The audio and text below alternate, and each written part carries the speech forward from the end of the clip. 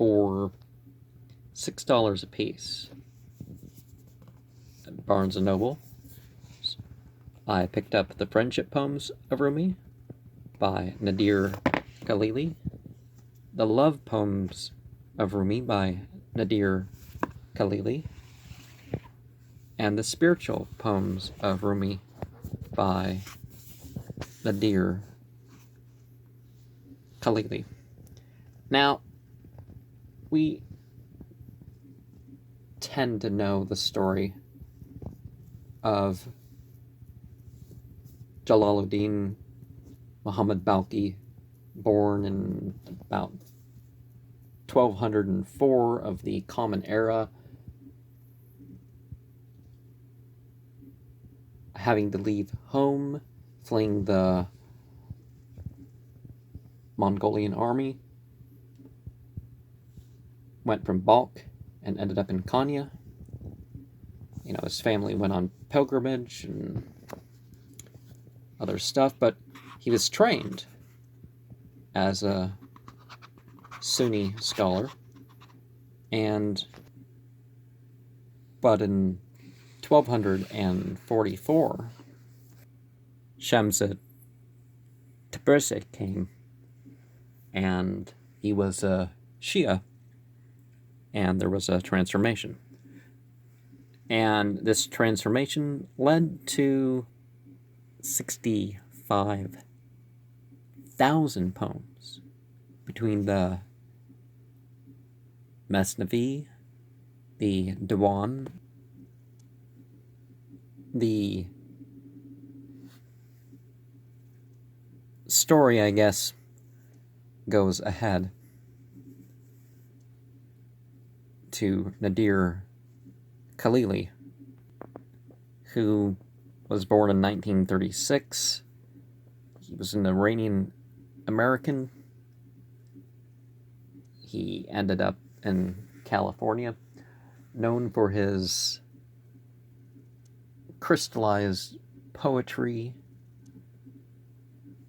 as his idea behind art and architecture. Fountain of Fire and Dancing the Flame are the books which selections from form the Friendship Poems of Rumi, and Dancing the Flame and Fountain of Fire are also quoted in the Love Poems of Rumi. Pearls from the Deep is quoted in the Spiritual Poems of Rumi, but this is previously unpublished work. Then from Fountain, Fire, and Dancing the Flame. All of these are, as we see, kind of the stage, 3 stages in the journey, much like the self-correcting soul. Of course, friends will correct friends, right? But after the animal soul, and then you have the soul at rest, the attaining soul. These are not literal poems. A friend tests you. A friend is different than you. A friend is the same as you. A friend shares with you and takes your sharing. A friend is for you, even if that's not for what you consider to be your interests. A friend will challenge you. A friend is something that produces longing. A friend is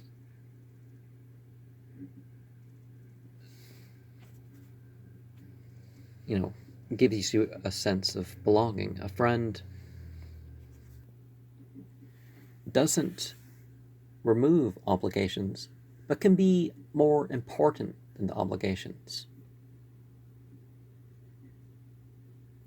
A friend presences something, embodies something, can give you the sense of there and away. A friend gets you beyond what you were missing, or a friend is what you've been missing. A friend can be unconditional. A friend can alter your state.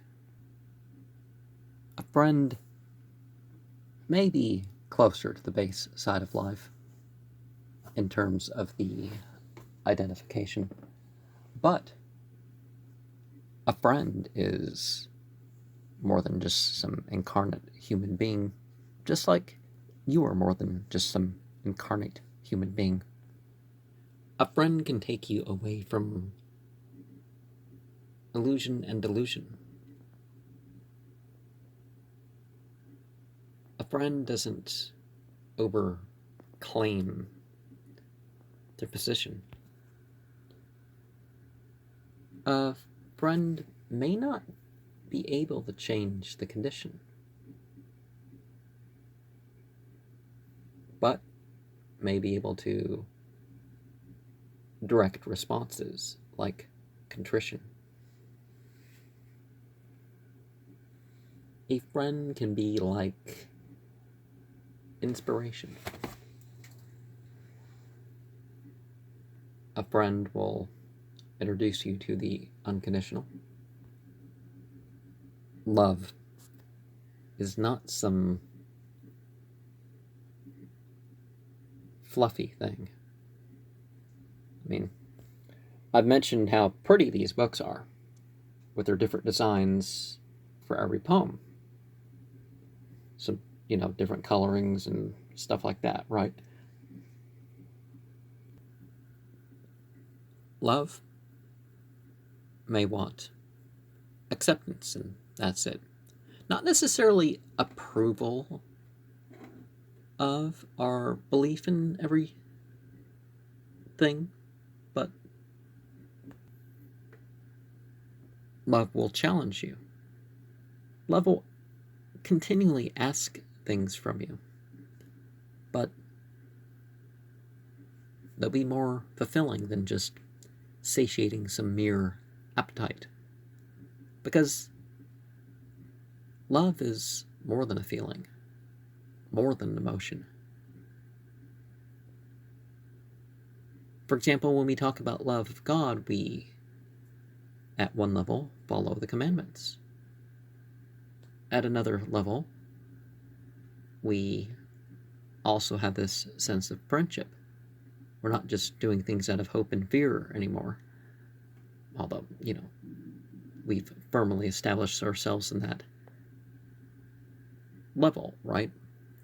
And the familial types of love, the parent-child, and the love between the spouses, these are done according to the principles, with the consciousness, for the sake of feasibilillah, however you're going to phrase that. Of course, you end up with the socially inappropriate level of love, but you don't just jump to being socially inappropriate.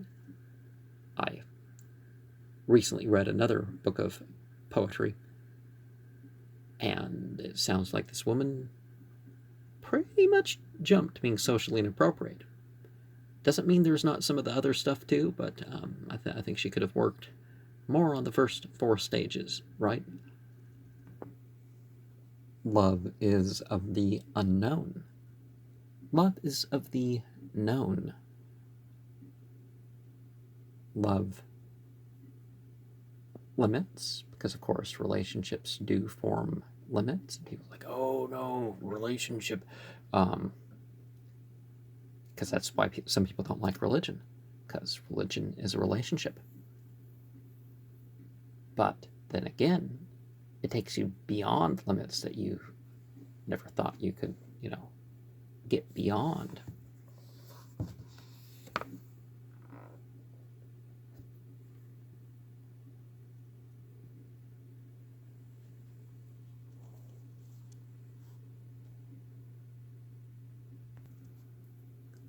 Love involves a sense of mastery. It involves a sense of losing mastery. Love can be of enjoyment or intellectual achievement, our intellectual function, our physical function. That's certainly true. But what makes spiritual love is a bit harder to define. Love gives and takes life.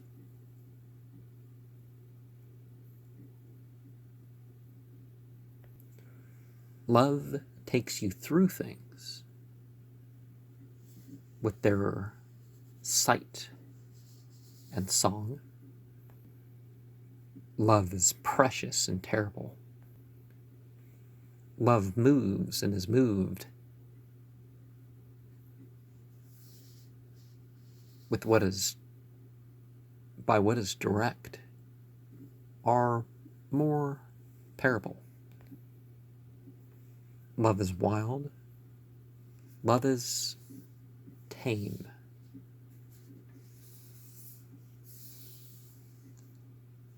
Love may care or not about the name. Love is beyond station, state, place, time, or thing.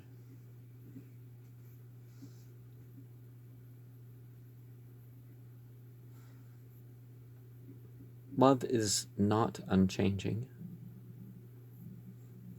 Love is not equal, but as it goes up and down, renewal and connecting can be even better than the same. Love is driving. Love is thriving. It's not patient or kind or any of those things you could say, but it can be why patience and kindness are.